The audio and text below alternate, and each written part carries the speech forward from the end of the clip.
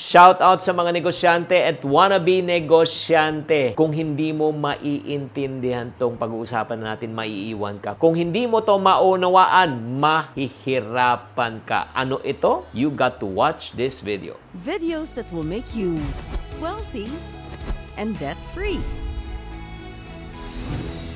Hi there, this is Chinkitan, your pambansang wealth coach. Gusto mo bang bumenta ng bonggang-bongga kahit maliit ang marketing budget mo? You got to understand this one word. Ano itong one word na ito? Attention!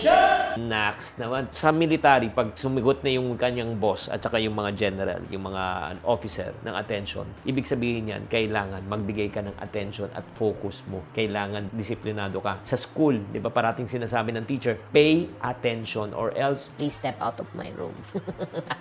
Now, in business, kung gusto nyo talagang maging successful, this is what I've realized in my 47 years of selling and marketing. If you want to sell pa more in the 21st century, especially in the field of e-commerce, online, you need to understand attention marketing. Pag-aralan nyo na po itong attention marketing. Ano ba itong attention marketing na ito? Ang ibig sabihin po niyan, sa dami pong mga naglalaban-laban, mga produkto, mga brands, mga services, yung pinakamagaling na kumuha ng attention ng kanilang customer ang siyang nagwawagi. Bakit? Kasi kapag mas marami pang nakakapansin, mas marami pong pagkakataon na ikaw ay makikilala at mas maraming pagkakataon na may bibili at ikaw ay makakabenta. Agree? Type agree if you agree. So if you agree with attention marketing, according to Neil Patel, ang sinabi niya, attention is the new currency. If you are not capturing attention, you're not winning in today's noisy world. Grabe, ang dami, di ba? Sa cellphone, sa radio, sa TV, what will catch people's attention? As a matter of fact, nabalitaan niyo na ba itong tattoo prank ng Taragis? Ito po ibinasa natin sa bilyonaryo.com. May-ari po siya ng isang food cart ng Japanese snack. Tapos nagpalagay po siya ng April Fools na sinabi niya kung sino daw ang pwedeng magpatato ng word na Taragis sa kanilang noo ay mananalo ng 100,000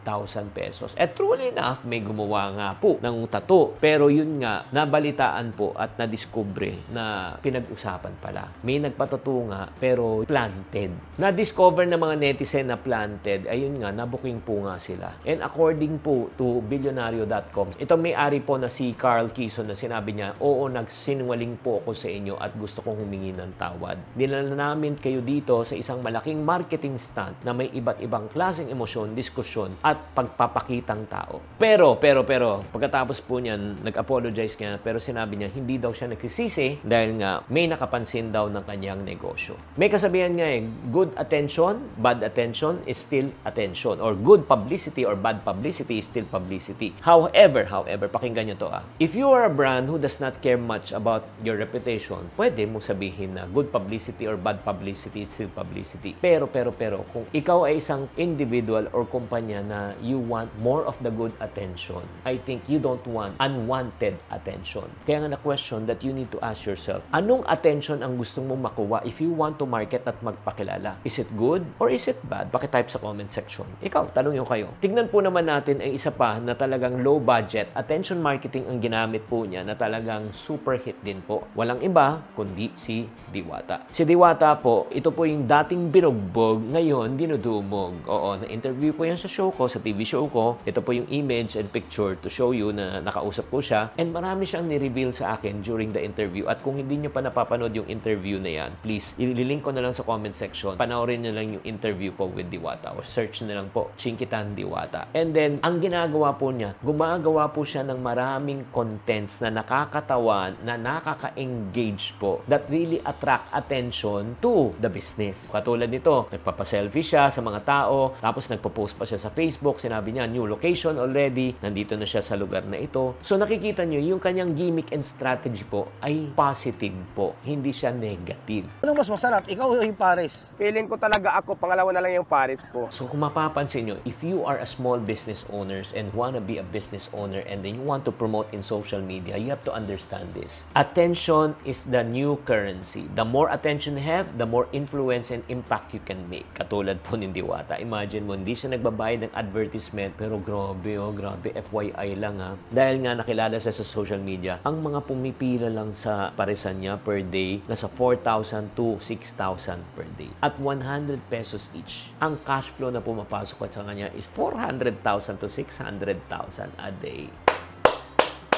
Kahit kumita na lang siya ng 10%, o hindi kasi malaki ang profit margin niya, 40 to 60,000 a day. Kaya nga, kung gusto niyo talagang maging successful sa pagbebenta, attention is the first step to the sales process. If you captures people attention, you can convert them into a customer. Kaya nga, ito yung pinaka-challenging part na ngayon right now. Ito yung tinatawag na attention marketing. To succeed, kailangan mong maging strategic, creative, and then consistent. Ulitin ko ha, strategic, creative, and consistent in capturing the attention of your target market. So, maganda ba tong episode natin na ito kung gusto mo maging successful? How can you capture attention of your target market? And then let me ask you, ikaw ba nahihirapan ka ba mag-catch ng attention? Do you need help in creating more attention for your brand or your business? Pag sinabi mo, yes, nako, sagot na kita. Kung gusto nyo malaman how to do it and how to achieve that, all you need to do is just click the link below or on top or type the word ASENSO sa comment section and we will share with you on how you'll be able to achieve that. Maraming salamat po for this episode. Sana naman naliwanagan kayo about attention marketing and sana naman magamit nyo to para sa pagpapalago ng iyong negosyo at iyong brand. Tatandaan, tamang karunungan, tamang disiplina ang susi sa pagyaman.